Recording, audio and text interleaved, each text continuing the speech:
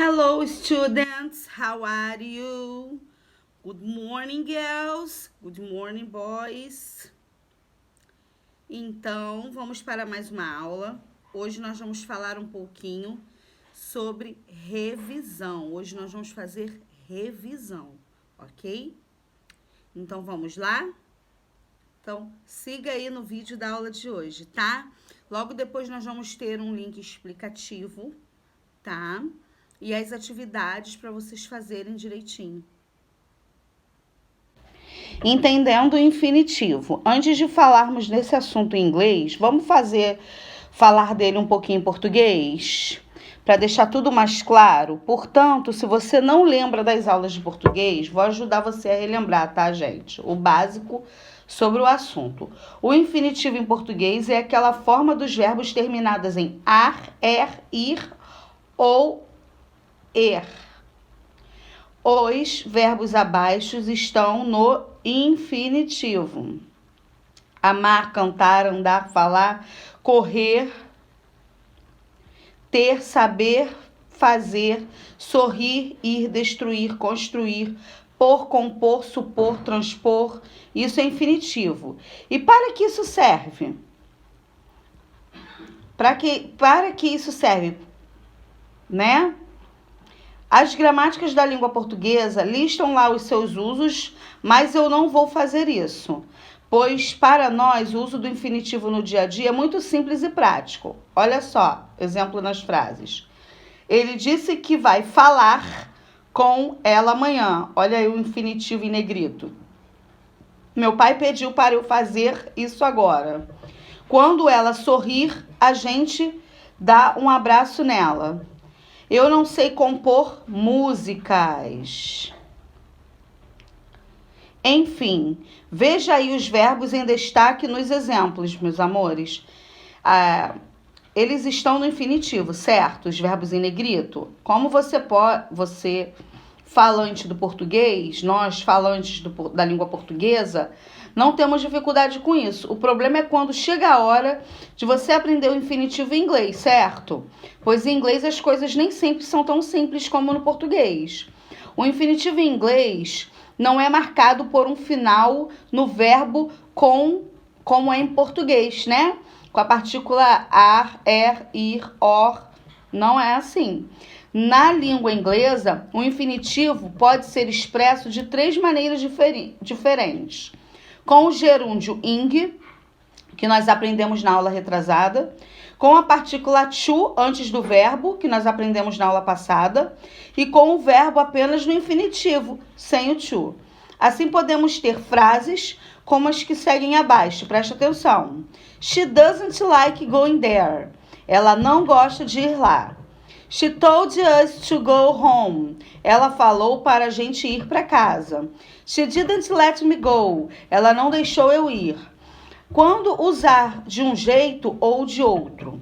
A grande dúvida da maior parte dos estudantes de inglês é entender quando devemos usar o infinitivo nessas 3 maneiras, ou seja, quando usar o gerúndio para expressar o infinitivo, quando usar o infinitivo sem to, quando usar o infinitivo com o to. A resposta a essas perguntas não é tão fácil. O problema é que geralmente as pessoas têm uma regra matadora para entender o assunto de uma vez por todas, né? A resposta a essas perguntas não é tão difícil, né?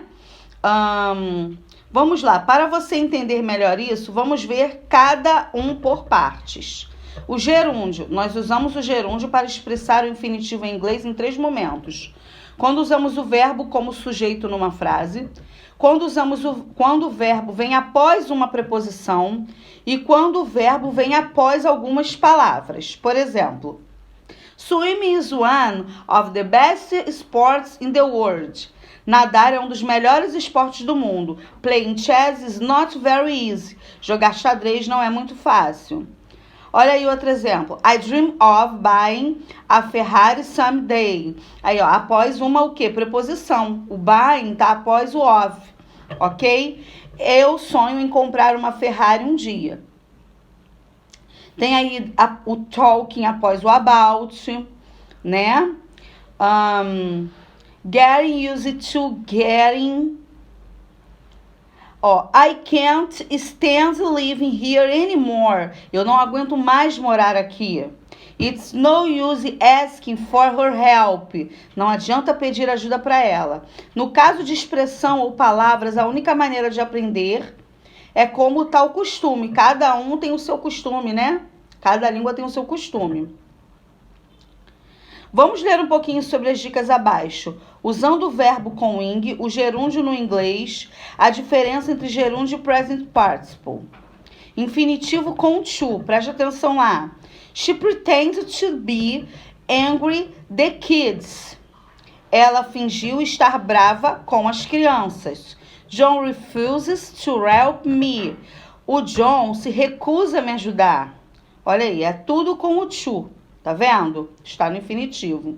E no infinitivo sem o to? São seguidos por outro verbo sem to. She made us wait. Made é um verbo.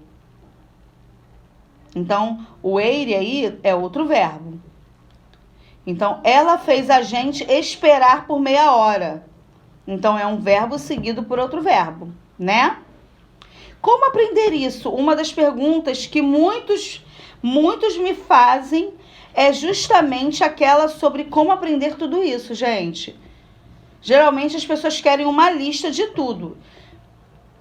Uma dica milagrosa, uma regra, né? Que ajude a aprender como um passe de mágica. E, infelizmente, amores, isso não existe. A melhor maneira para aprender isso é ir se acostumando com cada palavra, cada verbo ou expressão que você for aprendendo ao longo dos seus estudos.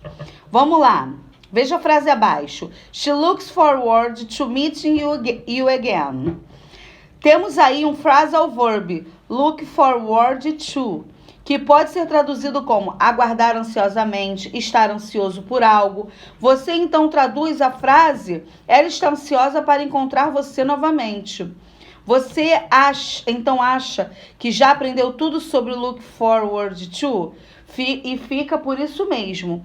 Então, esse exemplo aí dessa frase, she looks forward to meet you again, é só para vocês entenderem que tudo é de acordo, gente. Não tem uma fórmula mágica. É de acordo com o que você vai praticando, você vai usando nos seus estudos durante as aulas, tá? Então, não fiquem assustados, né? A princípio, vamos para essas 3 regrinhas de infinitivo, com gerúndio e ing, com to e sem to. O sem to, vocês sabem que tem que ter um outro verbo antes do verbo, né?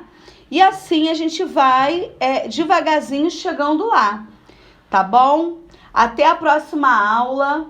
Boa aula para vocês, que vocês possam ter aprendido de alguma maneira, tá? E eu estarei aqui online durante todo esse tempo. Eu quero que vocês copiem essas explicações no caderno de vocês e eu vou passar uma atividade rapidinha para vocês fazerem no caderno, tá bom? Beijo, beijo, beijo.